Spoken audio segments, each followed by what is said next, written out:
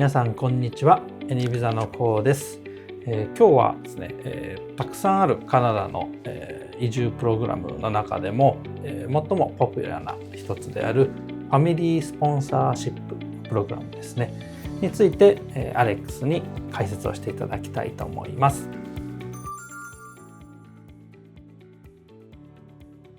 Well, first of all, family sponsorship is something that Canada is proud of because not many countries allow people to sponsor family members, but many countries in the West, they do that. Categories of people who can sponsor limited to Canadian residents and Canadian citizens.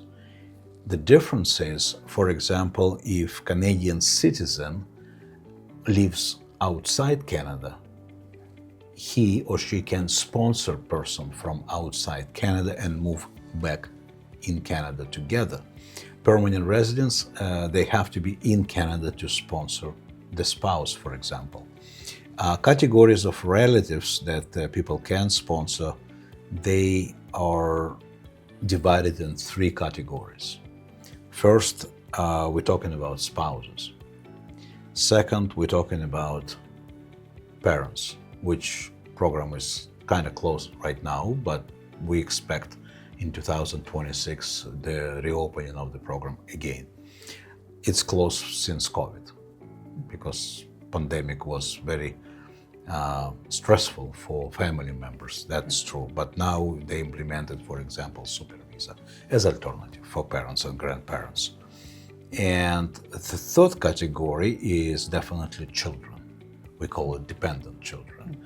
And dependency, the age of dependency in Canada is not like somewhere in the world, it's 22 years. Majority of countries outside Canada, the average age of dependency limit at 21. In Canada is 22.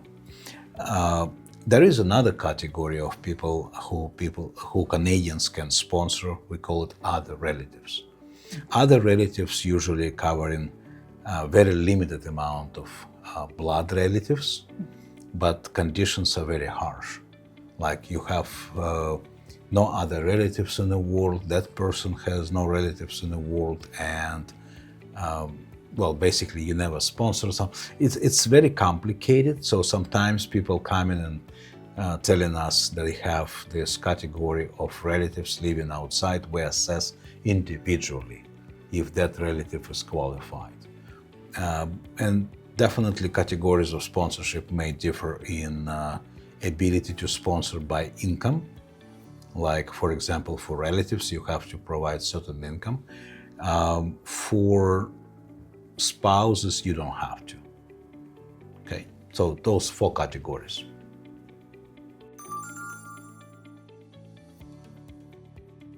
Very good question, a very good point too. It's the most popular category of sponsorship because people travel, people live outside Canada, they meet someone, or maybe they meet here, and it just happened that the loved one is not Canadian. So of course the sponsorship is required for them to live here together. In fact, spousal sponsorship can be filed from outside Canada and inside Canada, depends where they are.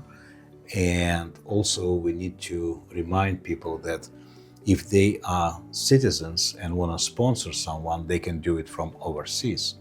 If they are permanent residents and they want to sponsor, they have to do it while they're in Canada. And government is very strict about that. Spouses, depending on the time spent in Canada or qualifications, sometimes qualify for open work permit. So while they're waiting, they can work somewhere if they, let's say, visitors or just want to come here and work supporting young family. And definitely the difference lie in the area of available children, previous marriages. So it's the most popular program in terms of sponsorship, but it's also the most complicated one.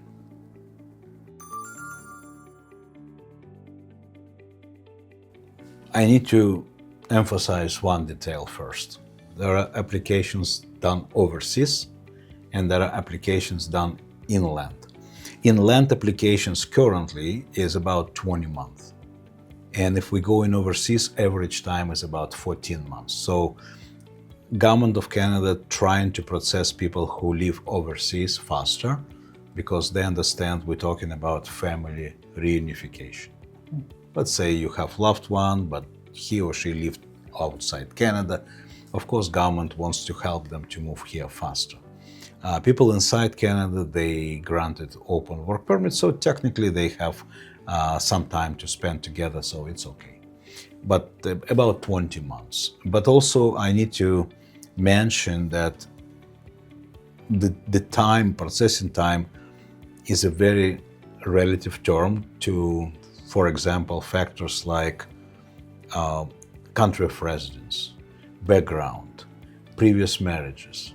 Maybe you have children from previous marriages, so custodianship. All these questions are tied together, and sometimes applications processing may differ from point of processing like one country to another. So it's when people say 20 months, it's average. It may be much shorter. It may be a little longer. So.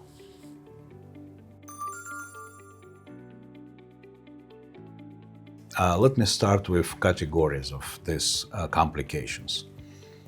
First and foremost, probably direct lack of documentation that prove relationship.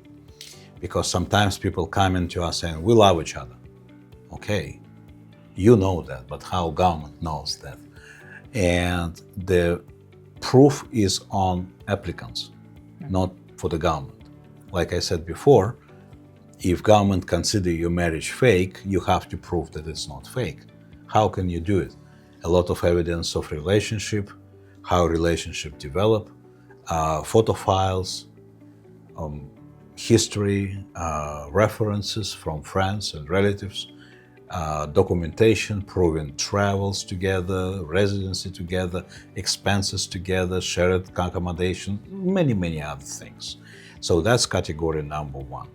Another category of complications arise from the status inside Canada, because sometimes people here illegally, yes, they can use sponsorship category path to legalize themselves, but still there is a special treatment of people like that.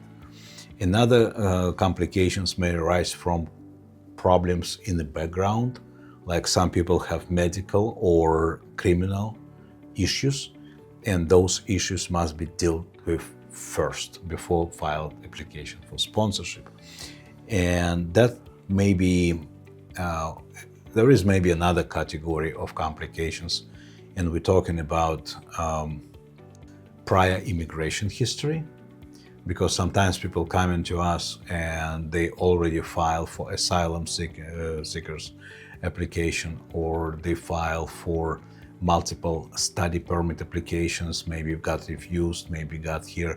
So immigration is checking the prior history based on suspicion that this is just another way for people to stay in Canada.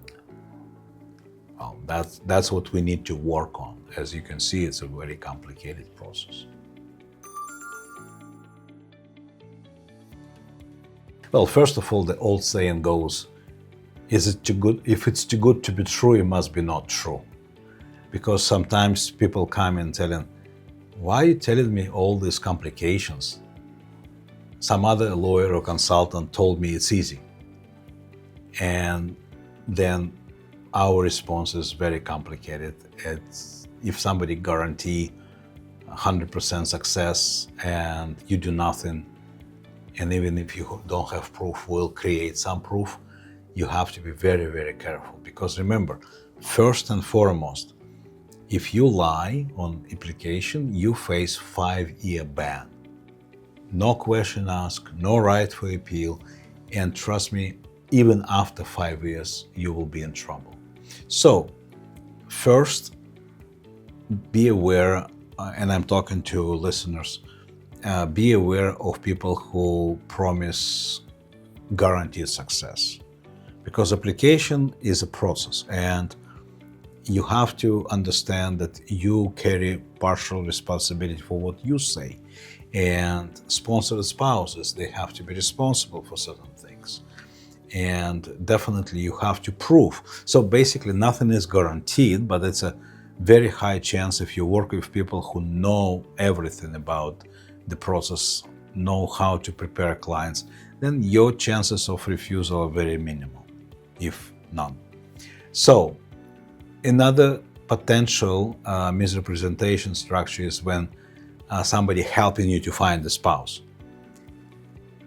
I usually say be careful, because that's exactly what bad people do to get you involved in some illegal activity, and then you cannot even get out, because now they know something that you lied and you did something illegal, and you will be basically, a hostage of that situation.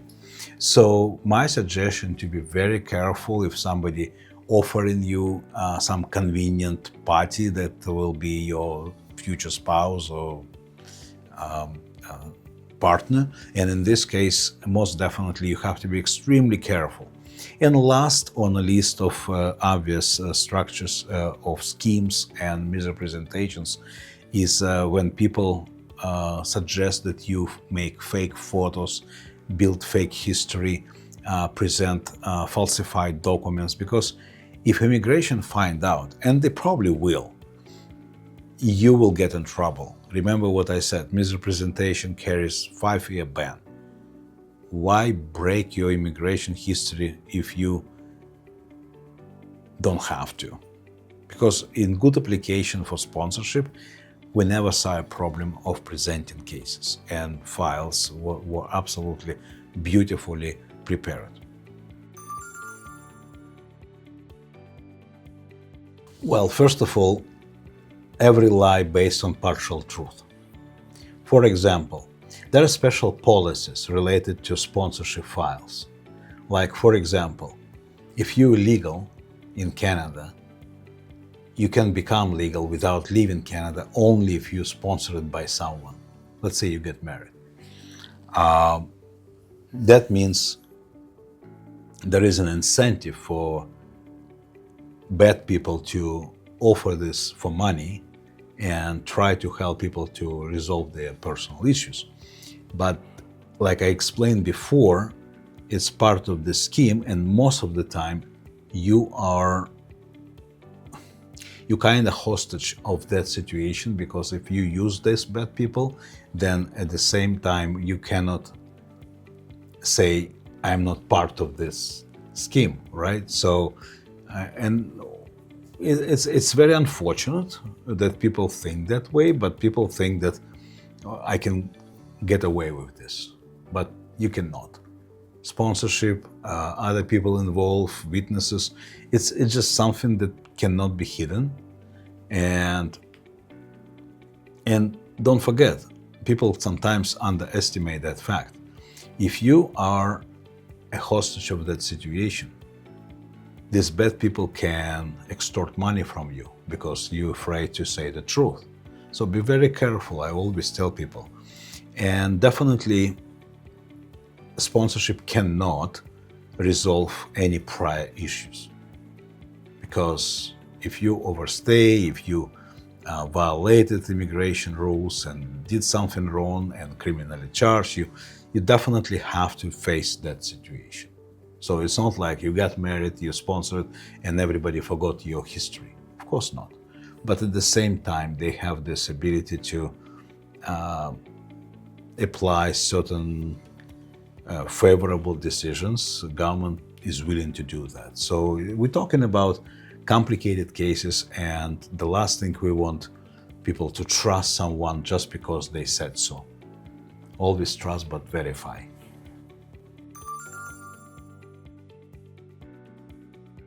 Well, I would divide the process in 3 parts. First, pre-assessment of relationship. It's very important because we have to see if there are any red flags, if there are any concerns that government may raise, if there are any complicated background situations that can be considered as problems or potential problems. And usually we have very good consultation, very good session before we process people.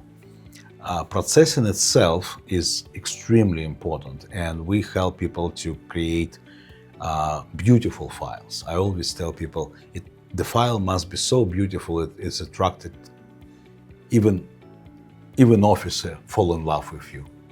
So it must be so great, because you have to present the story, you have to present materials, history, present it in a way that officers will understand. And definitely the last part, the most important part, is the process itself. Once people filed, immigration may consider interviews, so we prepare clients for interviews. Immigration can request certain updated documents, so we monitor this with clients and we prepare that. And most importantly, the file must be done perfectly, because sometimes people come into us and they say, well, my file was filed by the lawyer, but I didn't put signature and it was returned 6 months later. Because sponsorship is all about relationship. It's all about life. So if somebody wasted 1 year of life, that's not good. And especially if people live together, but one person is non-resident, cannot work, cannot study, cannot do anything, it's not good. So AnyVisa applies all the technical support, but also we provide what we call emotional support. We're talking about situations because some families, they have, let's say they marry, it's a second marriage and they have children.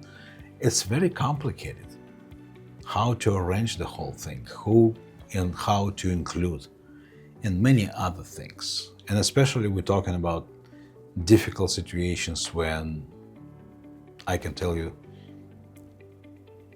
1 out of 3 cases we work on have some complications from the past. So to resolve those applications and situations, to help people to get through from the first time, that's our job. いかがだったでしょうか。ファミリースポンサーシップですね。一見簡単、申請が簡単そうに覚えてしまうかもしれませんけど、実は非常に複雑でたくさんの、リスクを、があるプログラムでもあります。これから申請を検討されている方はですね、まず専門家である、弊社のようなAnyVisaですね、お気軽にお問い合わせいただいて、まず査定をさせていただければと思っています。ぜひお気軽にご連絡いただければと思います。ありがとうございました。ありがとうございました。